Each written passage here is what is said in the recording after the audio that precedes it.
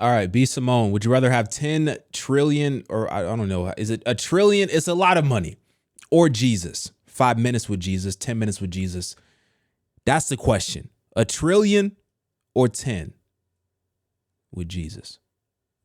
Let's see what she said. Would you rather have 10 trillion, or what is it? A trillion dollars that we can't even comprehend, right? Because you can't even think about that. I can't even comprehend $1 million. I mean, $1 billion. I can comprehend a million. Would you rather have $1 trillion, or would you rather have 10 minutes with Jesus? I said I would rather have $1 trillion, because I feel like God left his word. He left the Bible. There's nothing that he is going to tell me probably in those 10 minutes that isn't already in his word. And secondly, if you have a relationship with him, he can talk to you now. I truly believe the Holy Spirit is in me and he can talk to you. But Pharaoh's like, no, like, I want to sit. You said you wanted to sit with Jesus, right? Yeah. Also, I feel like if I was really sitting face to face, excuse me, I'm stuttering, because that's what I would do if I was face to face with Jesus, and I would waste my 10 minutes stuttering. Like, this is really crazy. Jesus is in front of me. So it's like, at this point, let me just go to my prayer room and pray. And I don't feel like there's going to be anything that Jesus will tell me in those 10 minutes that he hasn't left in his word. But 10 minutes with Jesus can be a lifetime. You never know. And I know when I die, I'm going to see Jesus. And I feel like I can tap into that now. I don't need 10 minutes with Jesus. Like, I have that now. Am I explaining this right? What would y'all do? Would y'all take the trillion, or would y'all do 10 minutes with Jesus? I am taking the trillion and I'm going to my prayer room. Final answer.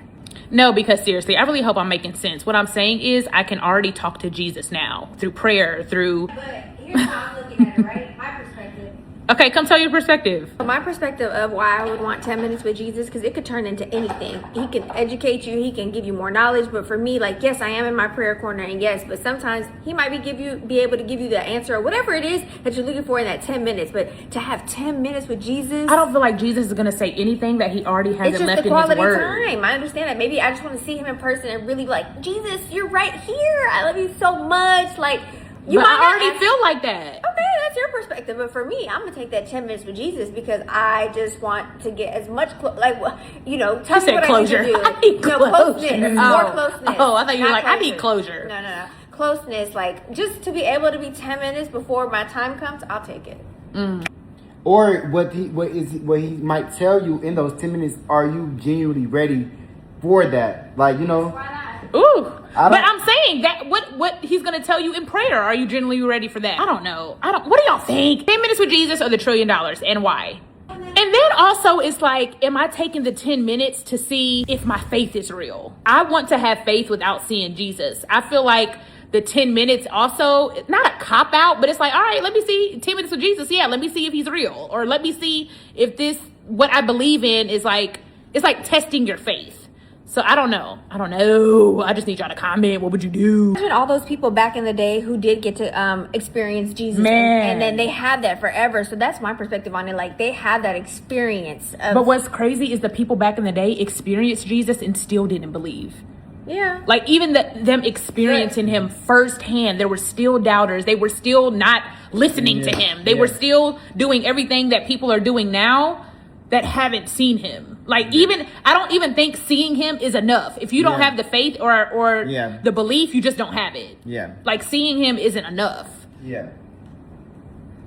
But then I get what you're saying. I want to touch the hem of the garment. Hold on, y'all. I'm back. Now I'm thinking, like, I might take the 10 minutes. Would you rather have 10 trillion? So in her caption, she said, I would honestly just do the 10 minutes with Jesus. I could see both perspectives. What would you do? So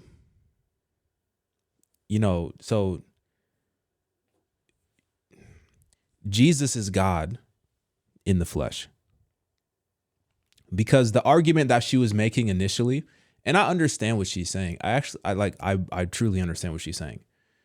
But the argument that she's making initially is that God doesn't have any new revelation to reveal to her, because everything that he would reveal to her, he left in the Bible, which I completely understand. I understand. But the Bible also tells us that his ways are higher than our ways, his thoughts higher than our thoughts. What's that verse? Let me pull it up.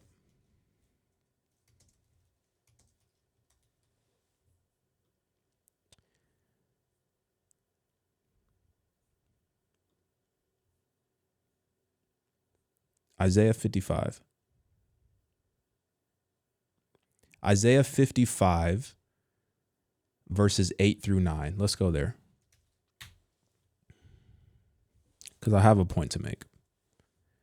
Isaiah 55, 8 through 9. The compassion of the Lord. All right, let's turn this down a little bit. I'm looking into the sun.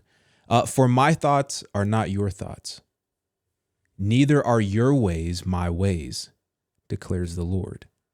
For as the heavens are higher than the earth, so are my ways higher than yours, and my thoughts than your thoughts.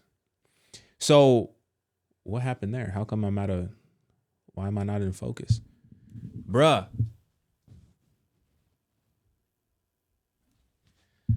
Okay, we back. She's saying, before I had all these technical difficulties, she's saying God doesn't have any new revelation for her because everything that he would reveal to her is within the Bible. I get that. I understand that. But Jesus is God in the flesh. 10 minutes with God. 10 minutes with God. Or $1 trillion. God is all powerful. God has access to unlimited resources. What is $1 trillion to unlimited? You understand what I'm trying to say? $1 trillion is a lot to us.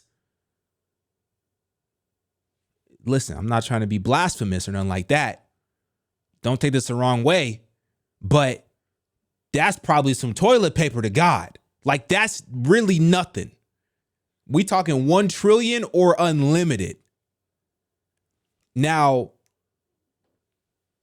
God can reveal new things to you because he's God. We understand what we are capable of understanding about God. That's what is indicated in the scriptures. Isaiah 55. My thoughts are not your thoughts, neither are your ways my ways, declares the Lord. For as the heavens are higher than the earth, so are my ways higher than yours, and my thoughts than your thoughts. We are capable of understanding what we can understand here on earth, in this vessel, in this flesh. We can understand what we are capable of understanding, what God has revealed to us in his word. That's correct. But God can still reveal new stuff if he wants to, because he's God. He's God. So, like I said, surprisingly, I do understand where she's coming from. But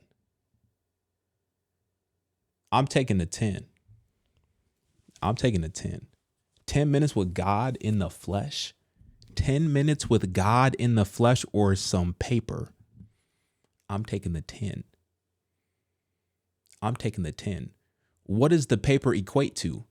Power, right? Respect, the ability to do X, Y, Z.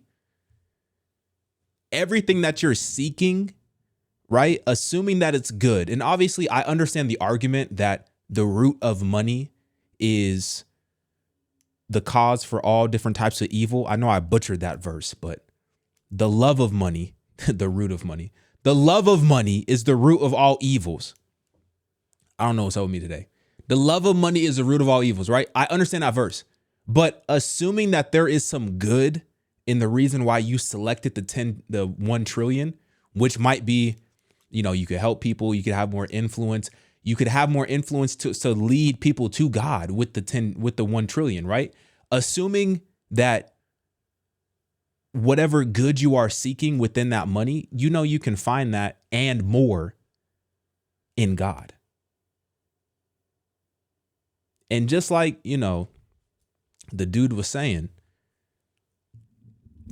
that would be a very good opportunity to get firsthand understanding of what God thinks about you and what you're ready for and what you're ready to step into and what specifically your assignment is moving forward. Like, I get what she's saying, but Yeah, I'm taking the trill. I mean, I'm sorry. The true colors come out. I'm taking the trillion. I'm taking the bag. No, I'm taking the 10 minutes. I'm taking the 10 minutes. What do you guys think? Get in my comments, like this video. I'm out, y'all.